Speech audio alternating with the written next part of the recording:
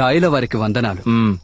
చిత్తూరికి హొయసాల రాజవంశీయులు రావడానికి ముందు పాండ్యుల మధ్య అంతర్మథనం మొదలైన సమయం. ఢిల్లీని పరిపాలిస్తున్న అల్లావుద్దీన్ ఖిల్జీ చిత్తూరుని కైవసం చేసుకోవాలని మాలికాఫూర్ నాయకత్వంలో భారీ సేనను పంపాడు. చిత్తూరుని కైవసం చేసుకోవాలని బయలుదేరిన మాలికాఫూర్ కొంతమంది వీరులను గూఢచారులుగా పంపాడు. వాళ్లు సింహాద్రిపురంలో అడుగుపెట్టగా నరసింహరాయ మహారాజు ఏ ఒక్కరిని వదిలిపెట్టలేదు. తప్పించుకున్న గుర్రం వెళ్లి సమాచారాన్ని అందించింది.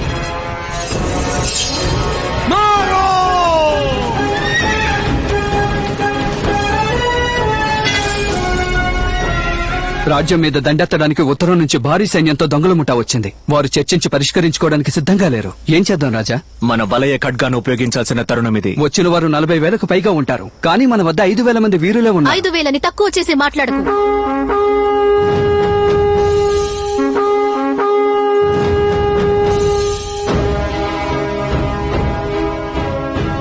మన దళంలో ఉన్న 5,000 మంది వలయ ఖడ్గ విద్య ఎరుగుదురు. ఒక వీరుడు కనీసం 5గురి మీద దాడి చేసినా మనం 25,000 మందిని హతమార్చగలం. ఇంకెందులకు సంశయం? క్షమించాలి మహారాణి, చివరికి తమరు చెప్పిన లెక్క ప్రకారం మన వీరులంతా మరణించి ఉంటారు. అప్పుడు మిగిలి ఉన్న వారి సైన్యం మన సంపద కోసం, స్త్రీల కోసం లోపలికి చొరబడుతుంది. చొరబడలేరు, చొరబడనివ్వను. రేపు జరగబోయే యుద్ధంలో మనం పన్నబోయే వ్యూహం శూల వ్యూహం.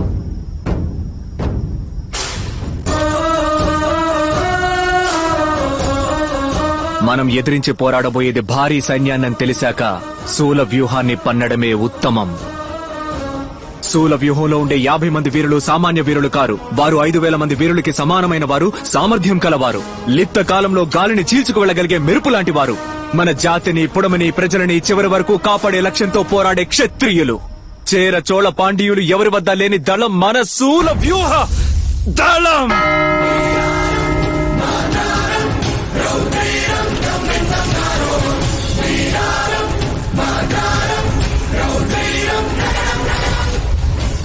శూల వ్యూహ దళం అనేది ఆత్మహత్యా దళంతో సమానం. శత్రుదళంలోకి చొరబడి వారి రక్షణా వ్యూహాన్ని విఫలం చేయడమే వీరి లక్ష్యం. ఆది ఆంధ్రులు వేటాడడానికి ఉపయోగించిన ఆ వలయ ఖడ్గాన్ని మొట్టమొదటిసారిగా యుద్ధానికి ఉపయోగించింది మన నరసింహరాయ మహారాజే.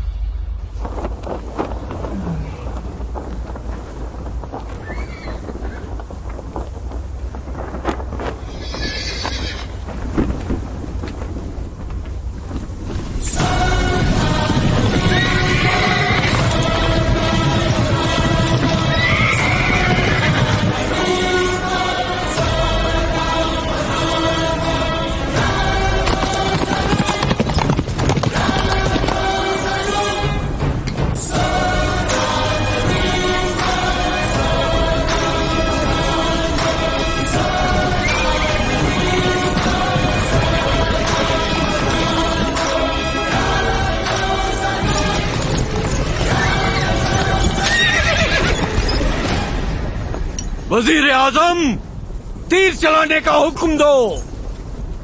तीर चलाओ.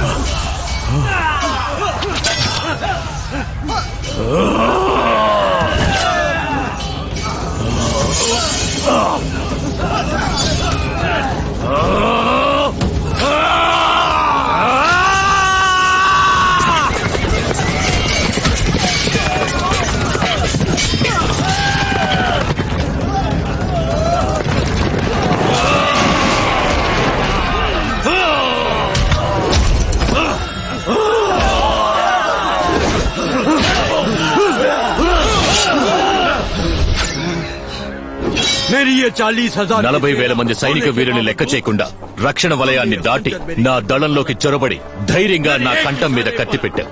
నా దళం నిన్ను నలిపి పారేయడానికి క్షణిక కాలం కూడా పట్టదు. నువ్వు చిటిక వేసేలోగా నా వలయ ఖడ్గం నీ కంఠాన్ని ఖండించి వేస్తుంది. अगर तुम्हारी इस నా శరీరంలోంచి ఒక రక్తపు బొట్టు కారినా కూడా నా సైనిక వీరులు నిన్ను నీ దేశ ప్రజల్ని అంతం చేసేస్తారు. నాయకుడు లేక నీ దళం నా రాజ్యాన్ని దోచుకోవడంలో నీకేమిటి లాభం? నీకేమిటి లాభం? నా కంఠం మీద కత్తి పెట్టిన మరుక్షణమే నన్ను అంతం చేసుండొచ్చు కదా. నిన్నంతం చేయడం గెలవడం నా లక్ష్యం కాదు. నిన్ను నా రాజ్యం నుంచి తరిమి కొట్టడమే నా లక్ష్యం. ఆయుధాలను వెనుదీసుకోండి. दिल्ली से यहाँ तक पहुँचने में ఢిల్లీ నుంచి బయలుదేరి దాదాపు 6 మాసాలు కావస్తుంది. ఎన్నో ప్రదేశాలు దాటి వచ్చాను.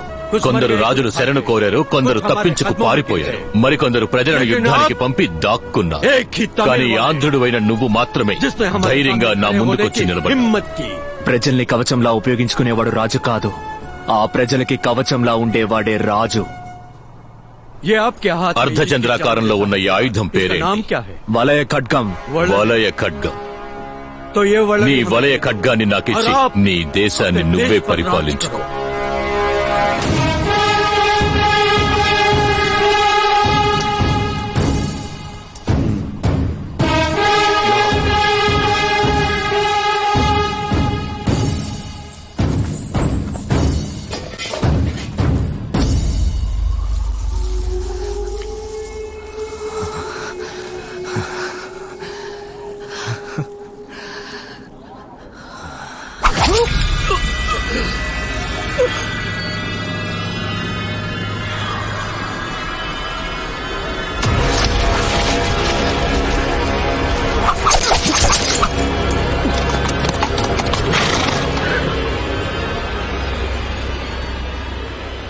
हमारी నీ దేశాన్ని వదిలేయగలను, बहुत बड़ी गलती। కానీ నా కంఠం మీద కత్తి పెట్టిన నిన్ను వదిలిపెట్టలే.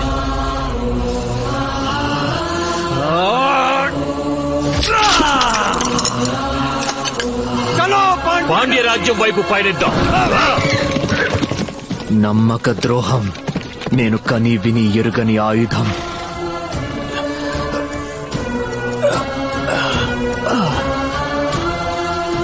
నలభై 40,000 మంది వీరులతో 5,000 మంది తలపడ్డం ఒకెత్తైతే శూల వ్యూహంతో తలపడ్డం మాత్రం ఒకెత్తు.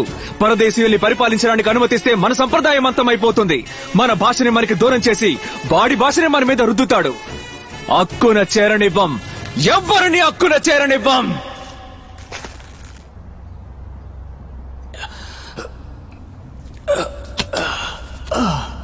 నేను మళ్ళీ వస్తాను.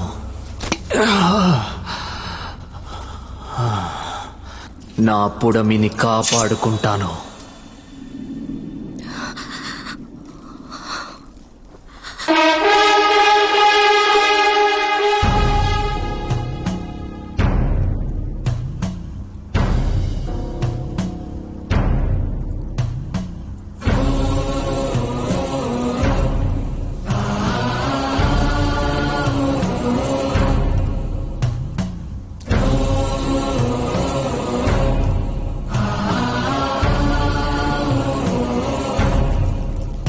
ఆ రోజు మాలికాపూర్ వచ్చినట్టు ఈ రోజు ఉత్తర దేశం నుండి ఒకడు వచ్చి స్థలాలను తన పేరుకు మార్చుకోబోతున్నాడు. రేపు వాడు వాటిని ఒక విదేశీ కంపెనీకి అమ్మేసి వెళ్లిపోతాడు. ఆనాడు ఆంగ్లేయులు వచ్చినట్టు ఈ రోజు ఇంకొకళ్ళు వస్తారా? ఆంధ్రుడి భూమి ఆంధ్రుడి దగ్గరే ఉండాలి. నువ్వు బాధ్యత ఉన్నవాడివో లేనివాడివో నాకు తెలియదు, కానీ ఈ అంతఃపురానికి సంబంధించి నువ్వు రాజువి. నువ్వు చల్లగా ఉండాలి.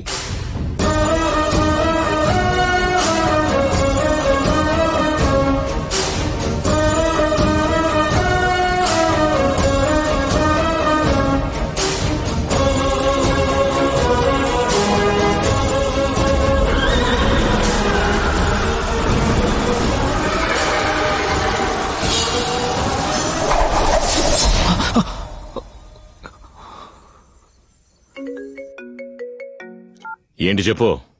సార్ రేపు morning registration confirm sir. Online payment కావడం వల్ల అందరికీ బ్యాంక్ అకౌంట్స్ ఓపెన్ చేశాను సార్.